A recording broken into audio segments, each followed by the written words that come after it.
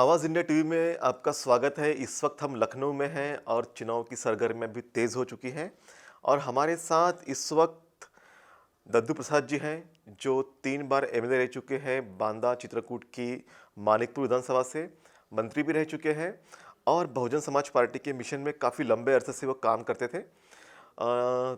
DS4 के माध्यम से भी उन्होंने काम किया। मान्यवर साहब कांश्याम से काफ़ी प्रभावित भी थे। सर, आपका बहुत बहुत स्वागत है। मैं ये जानना चाहूँगा सबसे पहले कि इस मिशन में जो सामाजिक परिवर्तन का जो मिशन है, सामाजिक आंदोलन का जो मिशन है, इस मिशन में आपकी शुरुआत कैसे हुई? किस तरह से आपको लगा कि मुझे इस मिशन में जुड़ना चाहिए, काम करना चाहिए? हम लोग हाई स्कूल में पढ़ते थे। तो DS4 की बैठकें हमारे छात्रावास के बगल में होती थी, छात्रावास में भी होती थी। तो हम उस DS4 की बैठकों में जाते थे। तो जो ये बेसिक कॉन्सेप्ट है दलित, पिछड़ा, आदिवासी और मुस्लिम को जोड़ने का, एक साथ लाने का, तो ये हमें बहुत पसंद आया। और बचपन से मैं छुआछूत, जात पात, भेदभाव का, मेरे फादर गांव के रहने वाले थे और बंधुआ मजदूर थे। बड़े ज़मींदारों के यहाँ वो 20 साल तक लगातार मजदूरी की है, जिसमें कि बहुत ही कम मजदूरी मिलती थी। तो इस कारण से स्वाभाविक रूप से एक अटैचमेंट इस विचारधारा के प्रति हुआ। 13 अगस्त 84 को मेरी पहली मुलाकात मानवर काशीराम जी से इंडिया गेट पर हुई, जहाँ पर उन्होंने मंडल रिपोर्ट के समर्थन में जेल भरो आंदोलन 1 अगस्त 84 से 14 अगस्त 84 तक किया। 3743 लोग प्रतिदिन, यानी प्रत्येक जाति का एक डेलीगेट अच्छा। तो जेल जाएगा, तो ऐसा उन्होंने अनाउंस किया। और हम लोग थाना राम मंदिर नई दिल्ली में गिरफ्तारी दिए और मानवर काशीराम जी से भेंट किए। तो मानवर काशीराम जी के जो अपील थी, खास करके एजुकेटेड एम्प्लॉई और एजुकेटेड यूथ के लिए, कि पे बैक टू सोसाइटी, तो जो रिजर्वेशन है और जो स्कॉलरशिप है या जो पढ़ाई लिखाई के मनाही थी, वो मनाही प्रिविलेज हुई और रिवार्डेड हुई। तो जो चीज़ हमारे लिए दंडनीय था, तो वो इनाम मिला। तो उससे हम लोग पढ़ लिख के आगे बढ़े। तो मानवर काशीराम जी ने कहा कि ये तो पूरी सोसाइटी को दिया गया था, पर इसके कंज्यूमर कुछ लाख लोग हैं। तो इसलिए उन लाख लोगों की जिम्मेदारी है कि पे बैक टू सोसाइटी। तो उससे हम प्रभावित हुए और इस मूवमेंट में तब तक मेरा 1984 में यहाँ पॉलीटेक्निक में सिलेक्शन हो गया था। मैंने पॉलीटेक्निक प्रवेश परीक्षा पास किया तो लखनऊ आ गए, राजकीय गोविंद बल्लभ पंत पॉलीटेक्निक में। तो मानवर काशीराम जी से मिलने के अवसर बढ़ गए हमारे। तो ये मेरी बड़ी अपॉर्चुनिटी मिल गई, हमें अवसर मिल गया। तो उससे फिर हम लोग इस आंदोलन में मैं कूदता गया और लगातार इसमें काम करते गए और आगे बढ़ते गए।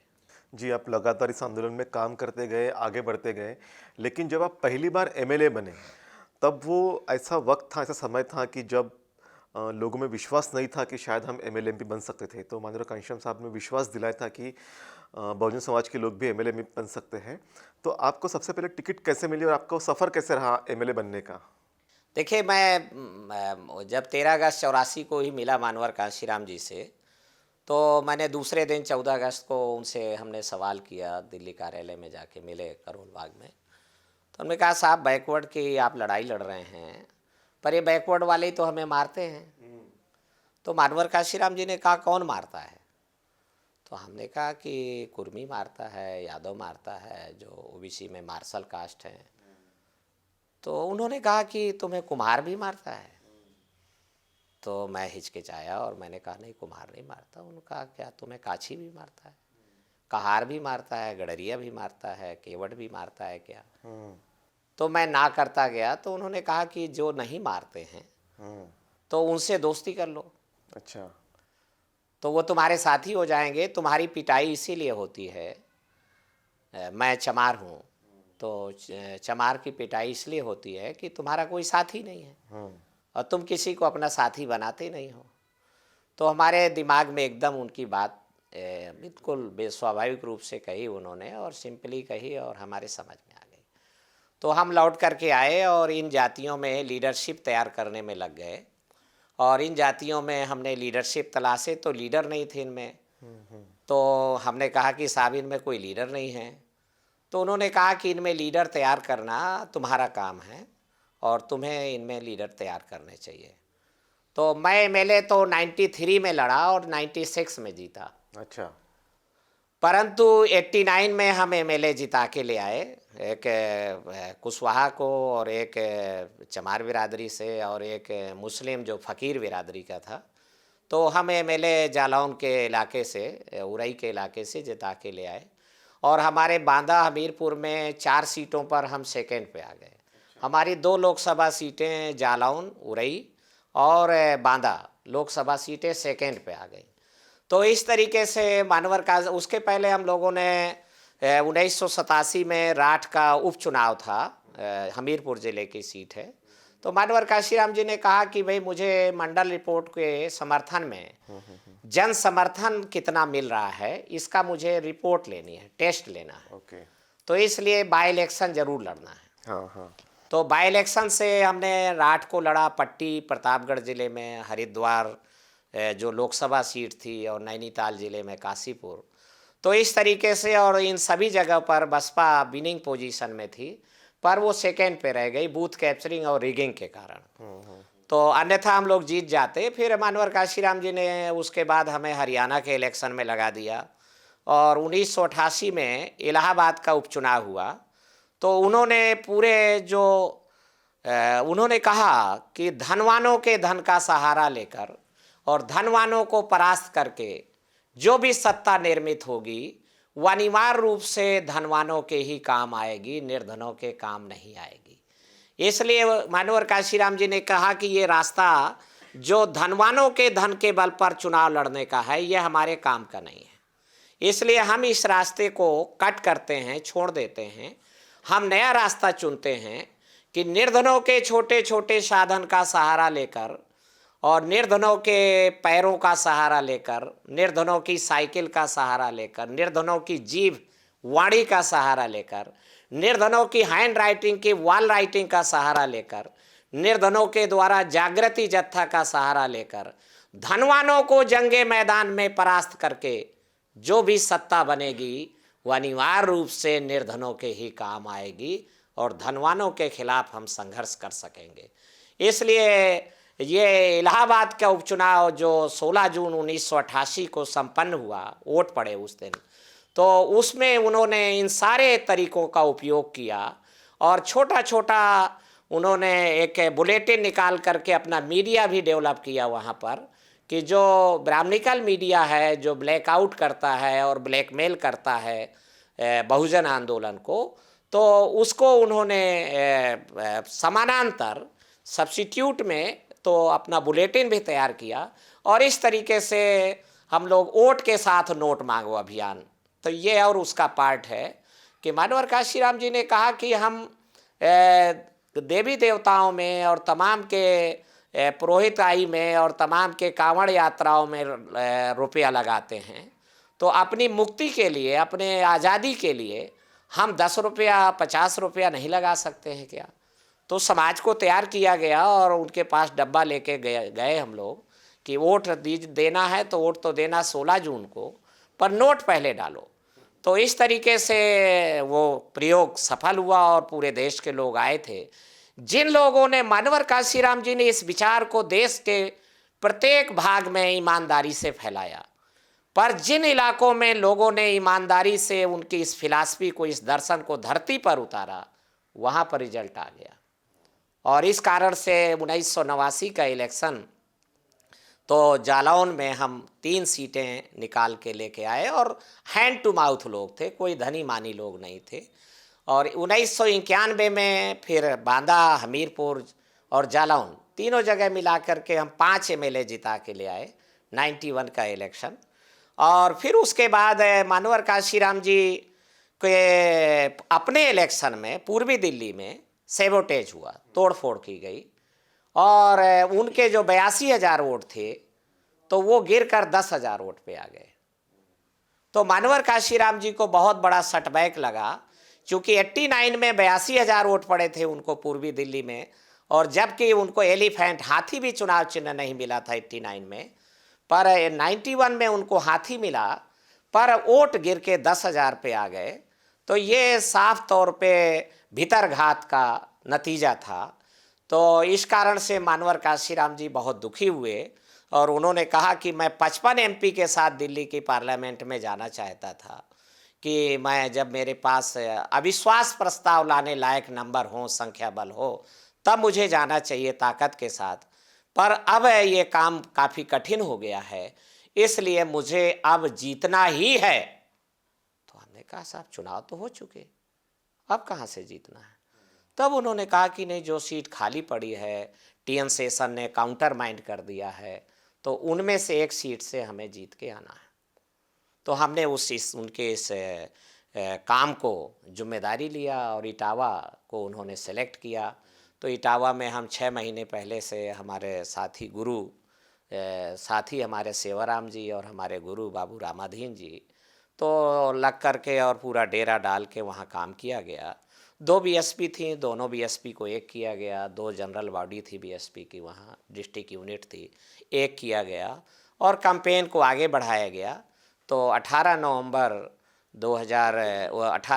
1991 को जब रिजल्ट आया तो 20,000 वोटों के अंतर से मानवर काशीराम जी, जो भारत में लोकतंत्र के उन नायक हैं, निर्धन लोग भी कैसे चुनाव जीत सकते हैं, इसके वो जीते जागते उदाहरण उन्होंने बना के दिए। वो जीत करके पार्लियामेंट में पहुँचे। उस वक्त शायद मुलायम सिंह जी ने भी उनको सपोर्ट किया था। नहीं, ये कहना गलत है। मानवर काशीराम जी ने जसवंत नगर, जो इटावा लोकसभा के अंदर थी, जहाँ से माननीय मुलायम सिंह यादव चुनाव लड़ रहे थे, तो मानवर काशीराम जी ने अपना कैंडिडेट जो जसवंत नगर असेंबली सीट पे था, पन्नालाल खोड़े, तो उनको पर्चा वापस कराया और वहाँ पर उन्होंने एक बड़ी सभा किया और कहा कि मुलायम सिंह यादव इस सीट से विधानसभा का चुनाव लड़ रहे हैं और मैं लोकसभा का चुनाव लड़ रहा हूँ। तो मुलायम सिंह यादव जी मुझे दिल्ली में मिले थे और उन्होंने मुझसे कहा कि इस देश की सामंतवादी, सांप्रदायिक और ब्राह्मणवादी ताकतें मुझे विधानसभा में तक नहीं पहुंचने देना चाहती हैं। मुझे मुख्यमंत्री पद से अपदस्थ कर दिया गया है, तो षड्यंत्र हुआ है। तो मानवर काशीराम जी ने कहा कि मुझे गौर किया और मुझे लगता है कि मुलायम सिंह यादव जी ठीक कह रहे हैं, क्योंकि सांप्रदायिक ताकतों और सामंतवादी ताकतों के रास्ते में मुलायम सिंह यादव एक रोड़ा है और इन्हीं ताकतों से हमारी लड़ाई है। तो इन ताकतों के रास्ते में रोड़े बनाए रखना और मजबूत रोड़े अटकाना बहुजन आंदोलन के हित में है। इसलिए मैं मुलायम सिंह यादव को अनिवार्य रूप से विधानसभा में जिताना चाहता हूँ। इसलिए मेरे भाइयों, जो लोग मुझे वोट दें वो अनिवार्य रूप से माननीय मुलायम सिंह यादव को जरूर वोट दें। भले ही मुलायम सिंह यादव ने मेरे खिलाफ राम सिंह साक्या को उम्मीदवार बना के खड़ा कर रखा है लोकसभा के लिए, पर इसकी परवाह आपको नहीं करना है। अच्छा, इतना बड़ा दिल उन्होंने रखा था। हाँ, तो इसका जो मानवर काशीराम जी ने माननीय मुलायम सिंह यादव को समर्थन दिया और अपना कैंडिडेट विड्रॉ कर लिया, तो उसका प्रभाव माननीय मुलायम सिंह यादव के मतदाता पर पड़ा और पूरी पार्लियामेंट सीट पे नंबर 1 कि जो माननीय मुलायम सिंह यादव का मतदाता था, उन्होंने हमारे दलित वोटर को, अति पिछड़ी जातियों के वोटर को रोका नहीं, बल्कि उनको घरों से निकालकर बूथ तक ले गए कि वोट डालिए, अन्यथा वो वोट कर रोकते। दूसरा, उनका मन भी पसीज गया, सहानुभूति से भर गया कि भाई मानवर काशीराम जी बड़ा दमदार, शानदार, जानदार नेता है और हमारे नेताजी को समर्थन दे करके वो विधानसभा में जिताने का खुला ऐलान कर दिया है। गोपनीय नहीं, खुला ऐलान, बड़ी बाकायदे सभा लगा करके। और हुआ भी। जसवंत नगर में 25,000 वोट मानवर काशीराम जी को पड़े, 27,000 वोट रामानी राम सिंह साक्या को पड़े। दोनों का मिला दीजिए तो 50,000 वोट माननीय मुलायम सिंह यादव को पड़े और भारतीय जनता पार्टी को वहाँ पर वोट पड़े 35,000। अगर मानवर काशीराम जी का समर्थन नहीं होता तो शायद माननीय मुलायम सिंह यादव विधानसभा में जीतने से रुक सकते थे।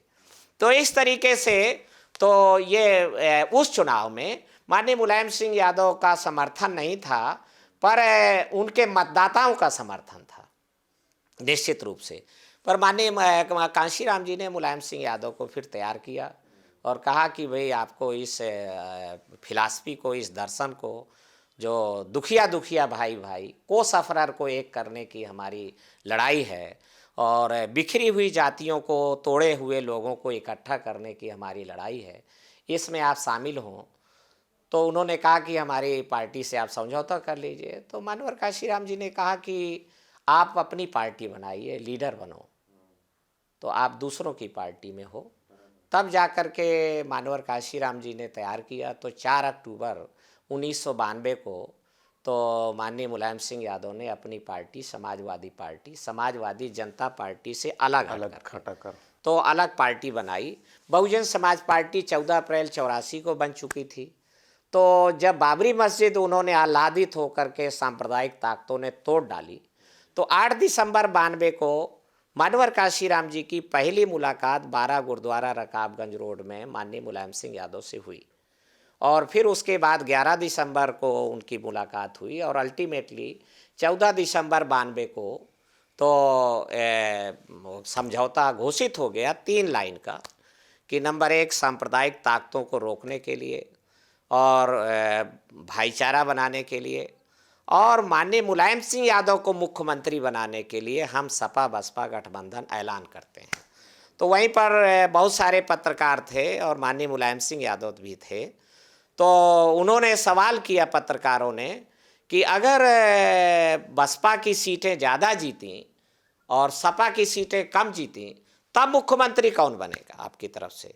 तो माननीय मुलायम सिंह यादव ने, माननीय कांशीराम जी ने कहा कि सीटें किसी की भी कितनी जीतें, पर मुख्यमंत्री हमारी तरफ से माननीय मुलायम सिंह यादव ही होंगे।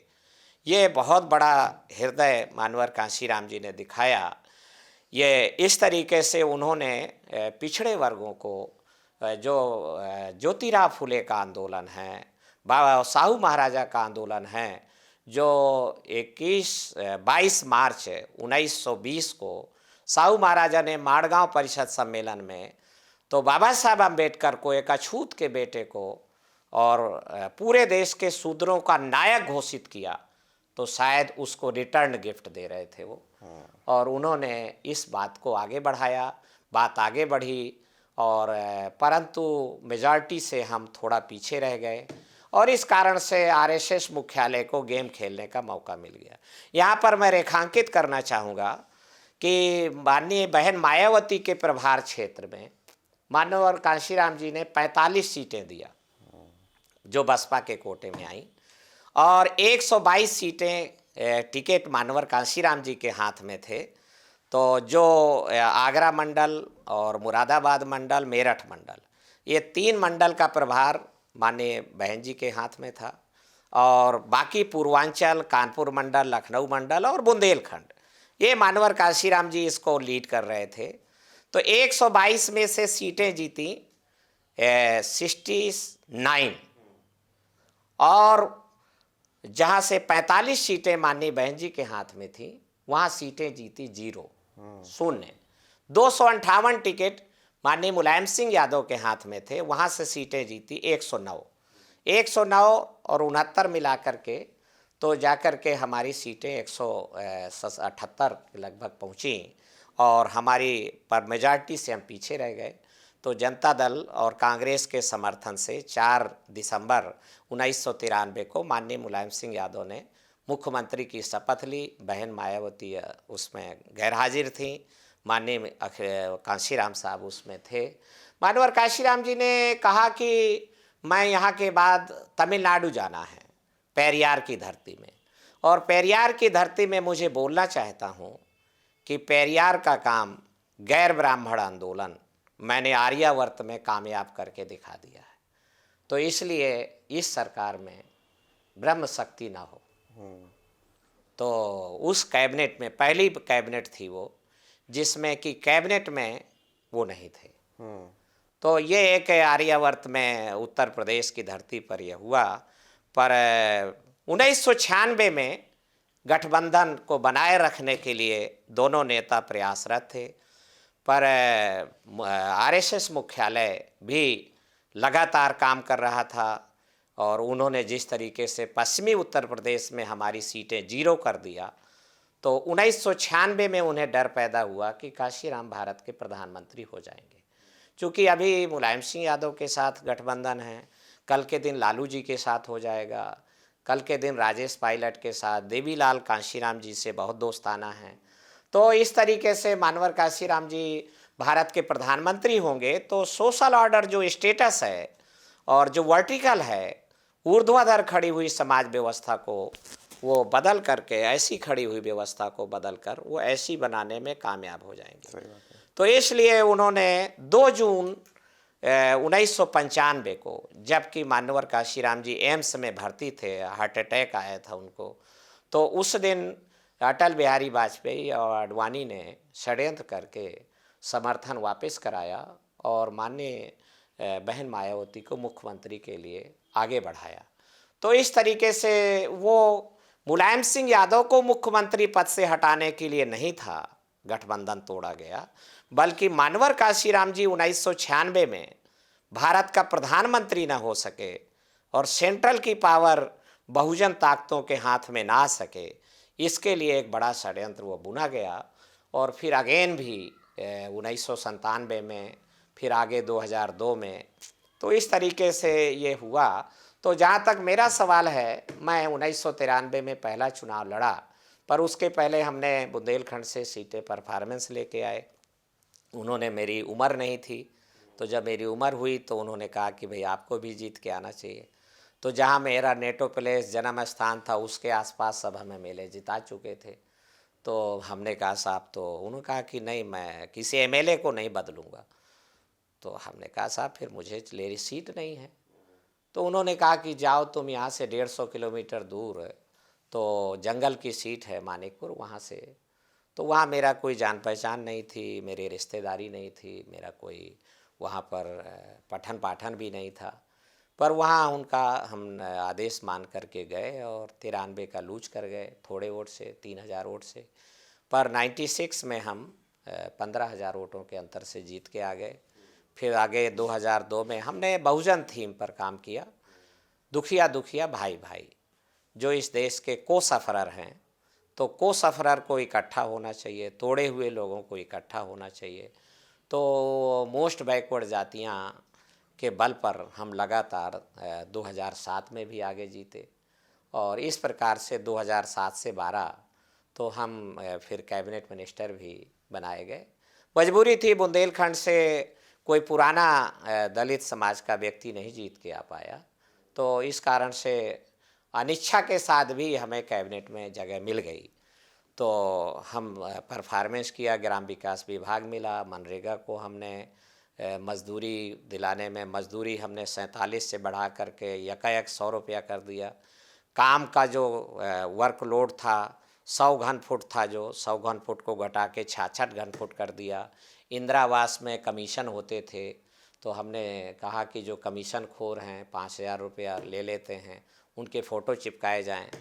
और तो बहुत सारे क्रांतिकारी काम किए गए और पहली बार कोई कैबिनेट मिनिस्टर सीधे जहां पर मजदूर तालाब खोद रहा है और फॉरेस्ट्री कर रहा है, और उसको हम ऑन स्पॉट गए और वहां पर खड़े होकर के काम कराया।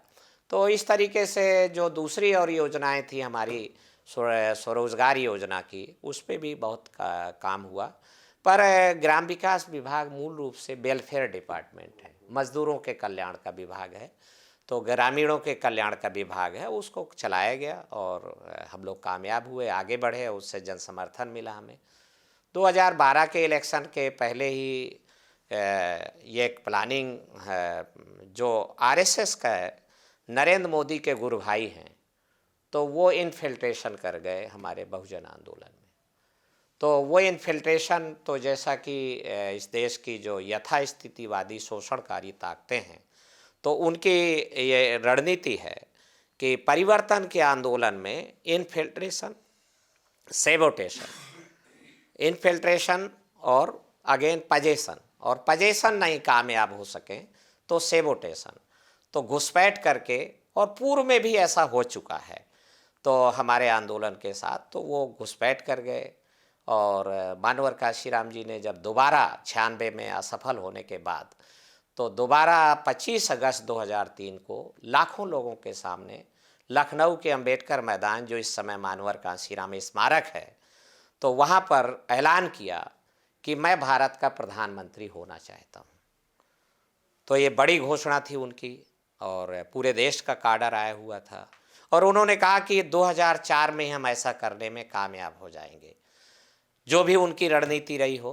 उसके पहले 26 जुलाई 2003 को वो कोल्हापुर में, नागपुर में घोषणा करके आए कि जब बाबा साहब अम्बेडकर के धर्म परिवर्तन के हम 50वीं सालगिरह मना रहे होंगे, तो हम भारत में 6 करोड़ लोगों के साथ हम भारत को बौद्धमय बनाएंगे और कांशीराम धर्म परिवर्तन करेगा।